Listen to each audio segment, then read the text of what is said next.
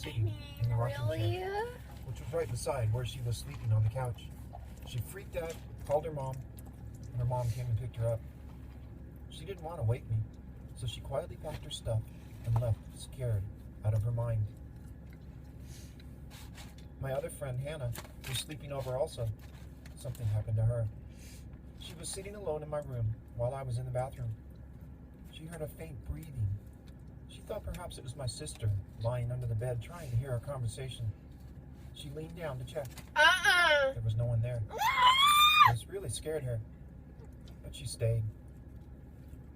Well, those are all of my experiences from my house that I know about. I think most of them are just my grandma telling me that she's okay.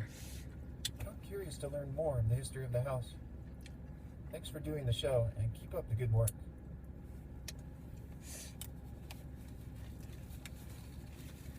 Now we have a story from Joe in Wisconsin.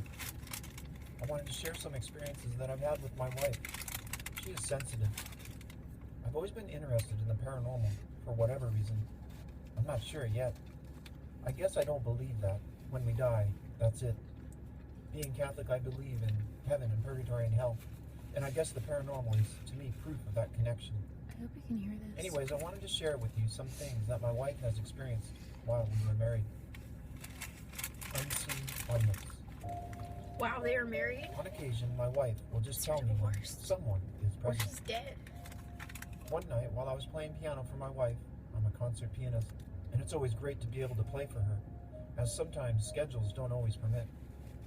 After I was done with one of the pieces I was playing, my wife said someone was watching me while I was playing.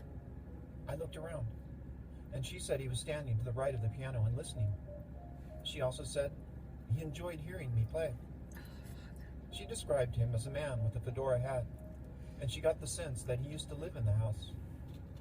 I announced to the spirit that he was always welcome in our house, and he can stop by whenever he wants. My wife said that he's probably on his way to check on his wife and just stop by this old house to see how it was doing. By the way, his wife was our neighbor and had been suffering from cancer for some time, so it was nice to think that he was still watching over her. Trip to the ice cream parlor. One night, our parish pastor invited my wife and I to go for some ice cream. I remember this one. It's scary. This was thanks for some volunteer work that I'd done for the parish. It's not too loud. Unless you turn it We up. met our pastor at our church, and he also invited some of the other priests who resided in the parish to join us. So he was there as well. We headed out to the ice cream parlor. On our way there, we were in separate cars, my wife and ours, and the pastor and the other priest in theirs. They were driving directly in front of us. While we were driving, my wife said, "There's demons trying to attack the father's car." She said that there were 2 or 3 dark, shadowy figures floating and hovering over their car as they were driving. We're in a I car. was worried that something might happen to them as we drove on, like an accident or something. But thankfully, nothing happened, and we got to the parlor safely.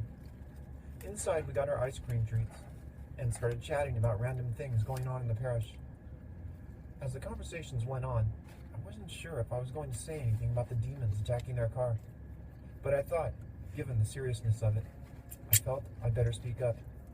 So, in a pause in the conversation, I casually said, "I'm not sure if you want to hear this, but we wanted to let you know that while we were driving, there were demons attacking your car."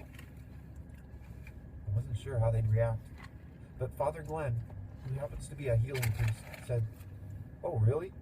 Are they still here?" My wife looked around and said, "Yes, they are." And before you know it, Your face. Father Glenn placed the spoon down, held up his right hand, and started saying prayers, sending the demons away. This went on only for a minute or two, but when he finished, he asked, "Are they still there?" My wife said, "It's amazing, because as you were praying, they looked like they melted away. They're gone." Father Glenn went on to explain that he had just performed a healing service the past weekend, and this frequently happens. This was a very surreal experience, to say the least. And the next story is from Raquel in South Dakota. I think this is the first time I ever got a story from South Dakota. This is what Raquel writes. Okay then. What do you want?